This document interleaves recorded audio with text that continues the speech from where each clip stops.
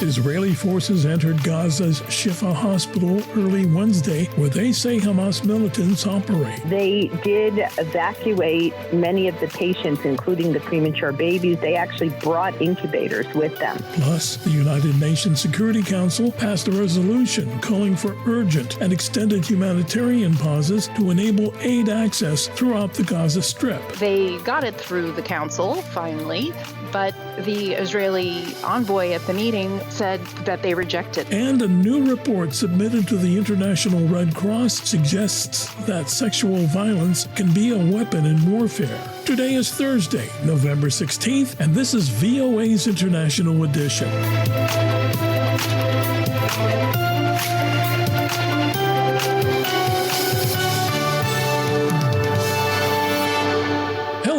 I'm Rick Pantaleo. 2.5 weeks after sending tanks and ground troops into northern Gaza, Israeli forces early Wednesday entered Gaza's Shifa hospital, where they say Hamas militants operate. I spoke with VOA Middle East correspondent Linda Gradstein, who tells us about this and other developments in the Israel-Hamas war. Linda, what can you tell us about this operation and the effect it's having on civilians within the hospital? Well, Israel has basically taken control of the hospital.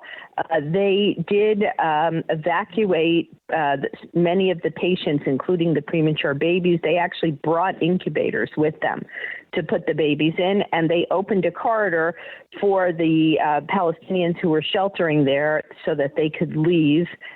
In fact, they stopped the raid in order to let them do that. They say that they found uniforms and several weapons, which prove that Hamas was using the hospital as a headquarters, which is something that Israel has been saying all along. They did not find any of the hostages or any evidence that hostages had been held there.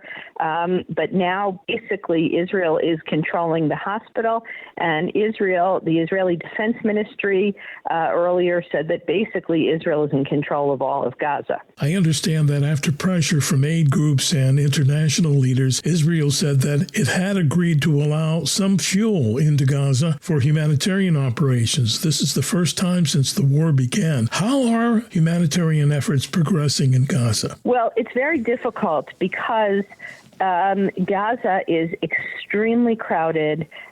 There aren't really facilities set up for people.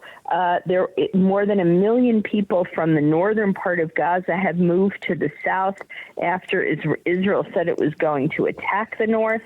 But the conditions are very crowded. There is food getting in now. As you said, there's fuel, which enabled the UN to power its generators and its schools and things like that. But I actually spoke to somebody yesterday who's sheltering in a UN school, someone I know, her and her mother, and she said the conditions are pretty bad and are getting worse. Can you give us an update on Israel's ground offensive, how it's progressing? Yes. So Israel says that it is progressing faster than it had expected.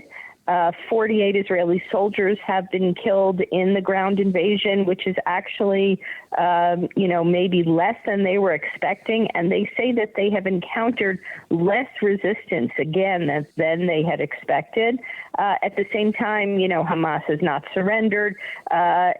Israel has taken over large parts of northern Gaza.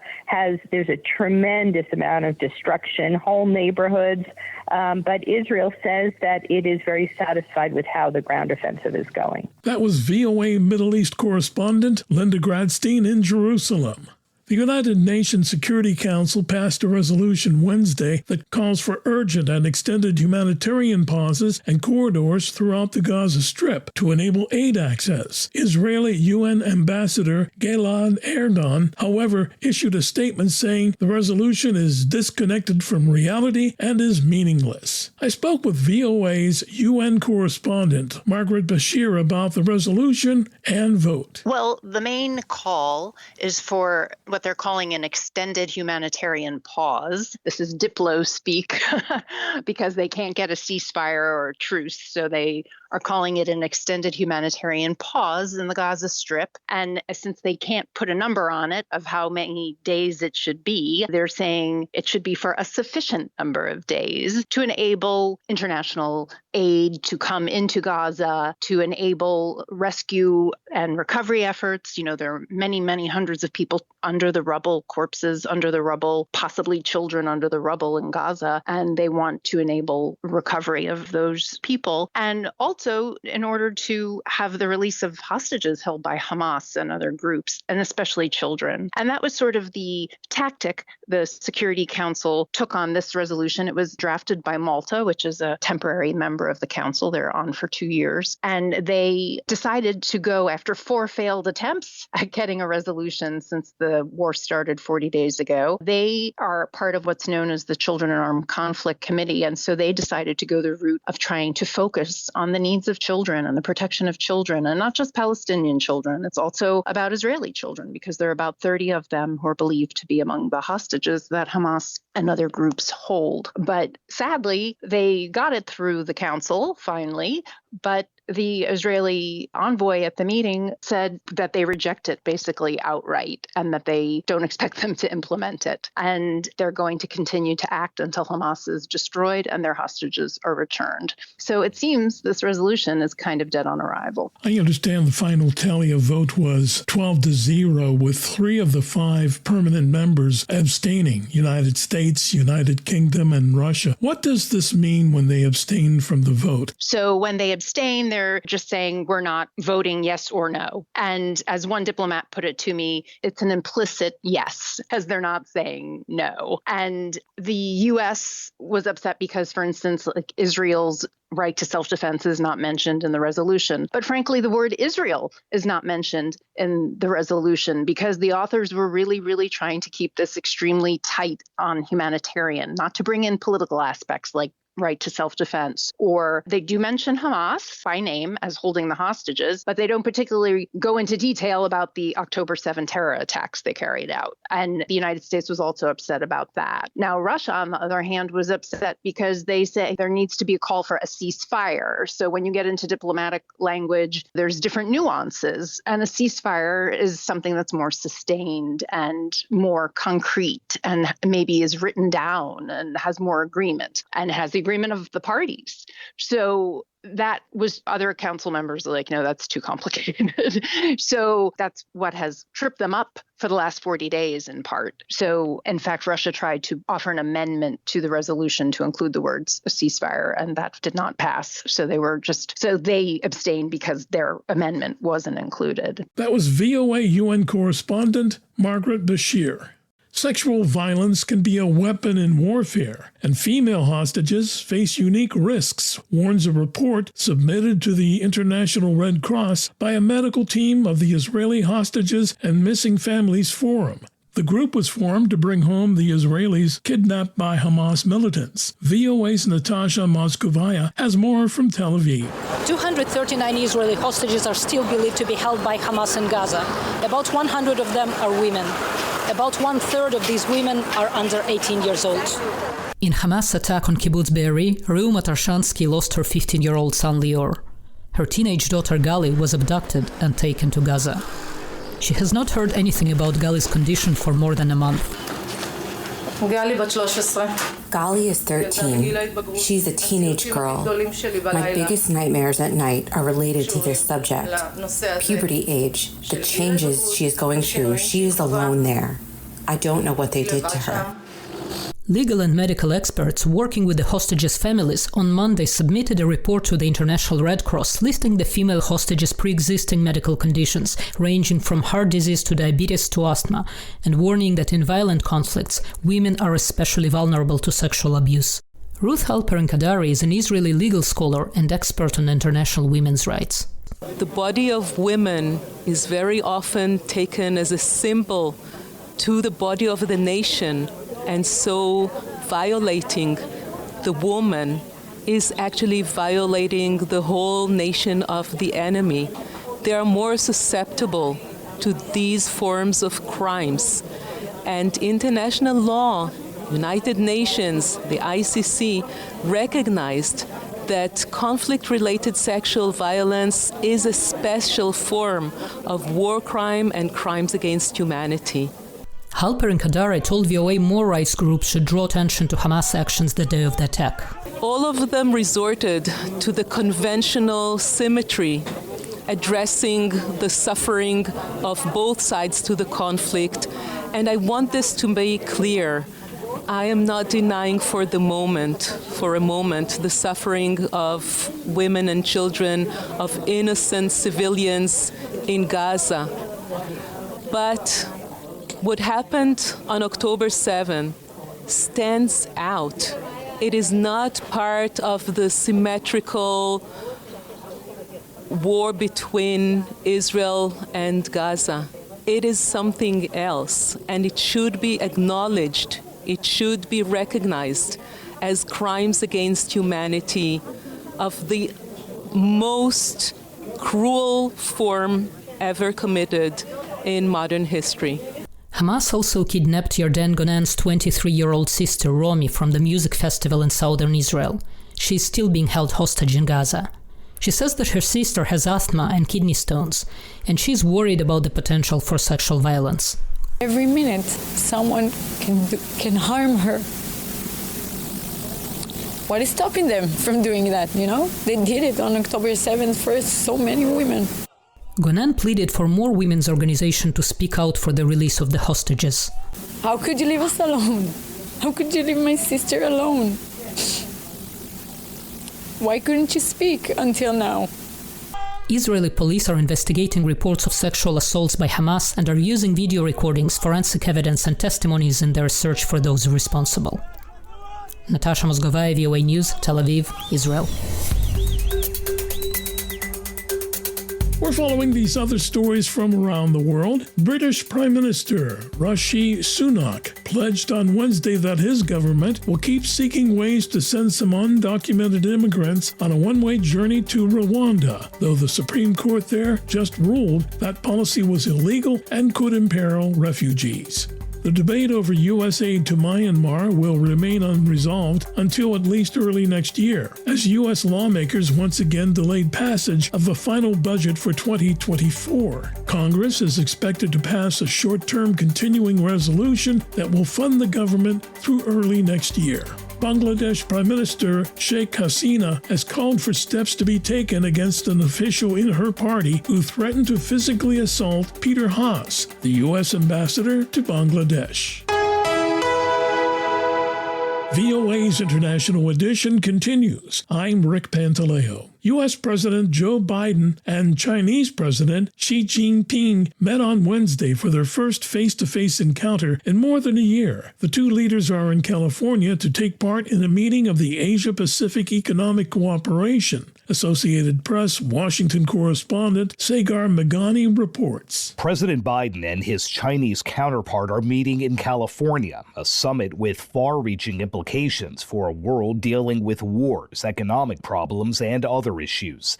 After shaking hands at a country estate outside San Francisco, to host you in the United States is a great honor and a pleasure. The president and Xi Jinping opened their first talks in more than a year. It's paramount that you and I understand each other clearly, leader to leader, with no misconceptions or miscommunication. To ensure competition does not veer into conflict. Through an interpreter, Xi noted both men bear heavy responsibilities for the world, and for the good of the world, China and the U.S. cannot turn their backs on each other. Planet Earth is big enough for the two countries to succeed. Sagar Meghani, Washington. November is National Diabetes Month in the United States, and 37 million Americans have been diagnosed with the disease. Dr. Renee Dua, founder of Together by Renee, a free AI health assistant app that allows you to measure vitals with your phone camera, spoke with my colleague Kim Lewis about how you can make changes at home to improve life expectancy. Diabetes is rising in the United States, and it's certainly rising in minority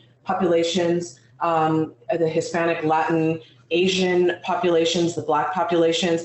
There are several reasons as to why diabetes is imminently rising. It has a lot to do with how we are spending our time.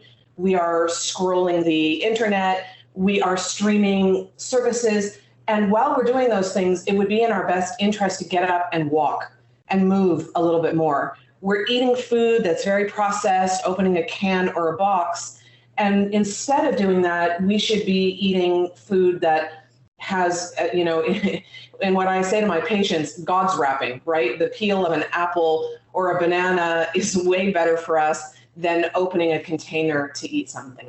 Can you explain for us the difference between type 1 and type 2 diabetes? Certainly. There are genetics to both, but type 1 has more of a genetic predominance. It can happen at any age, though typically it happens at a younger age. And typically it happens such that patients will require insulin.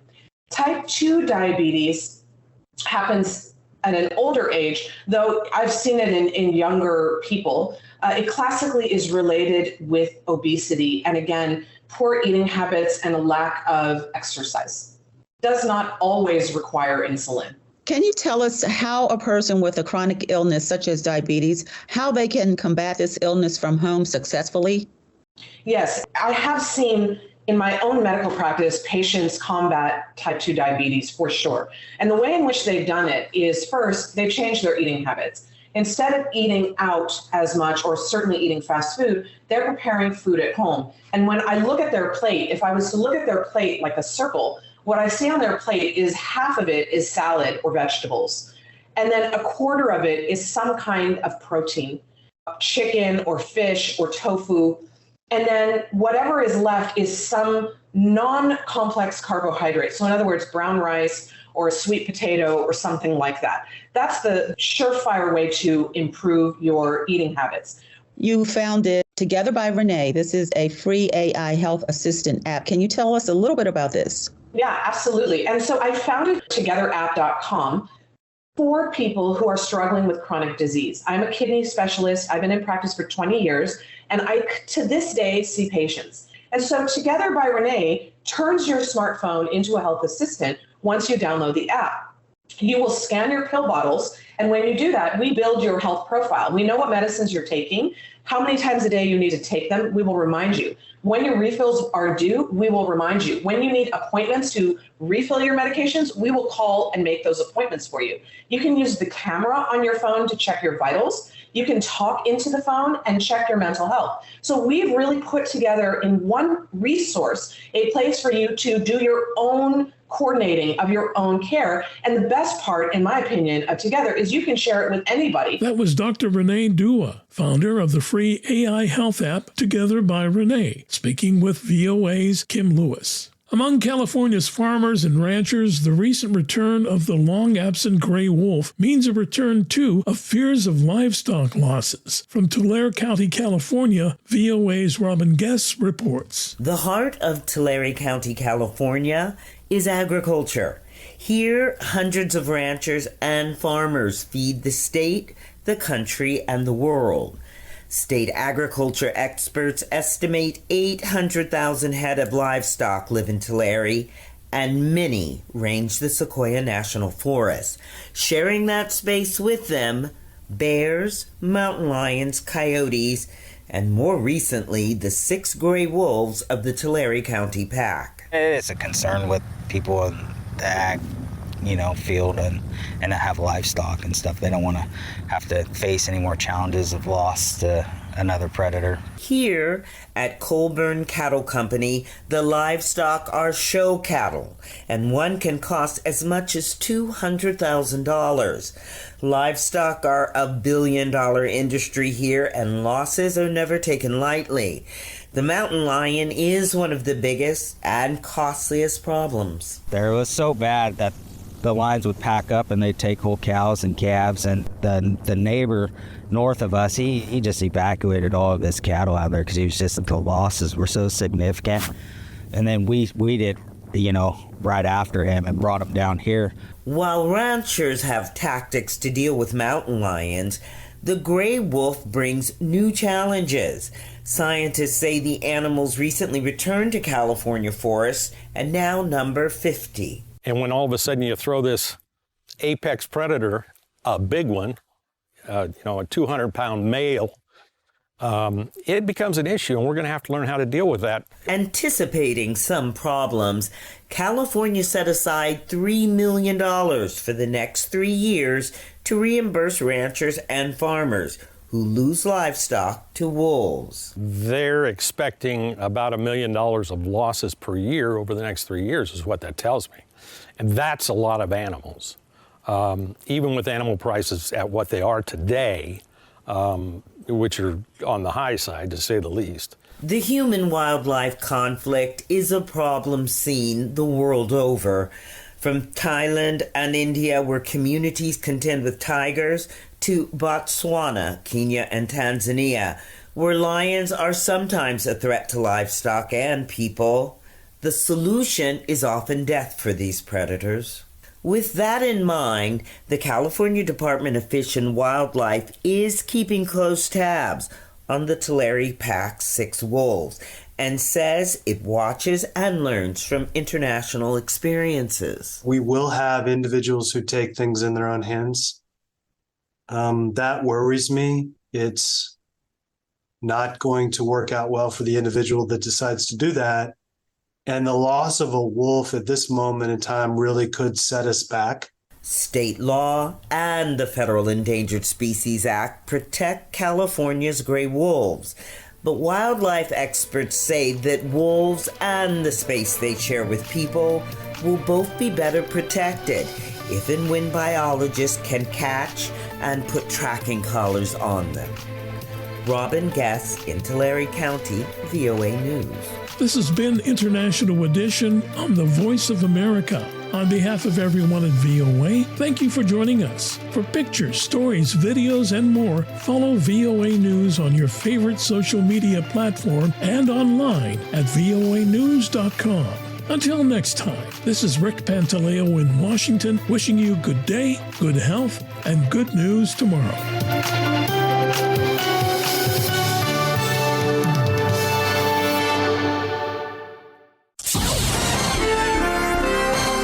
Next, an editorial reflecting the views of the United States government.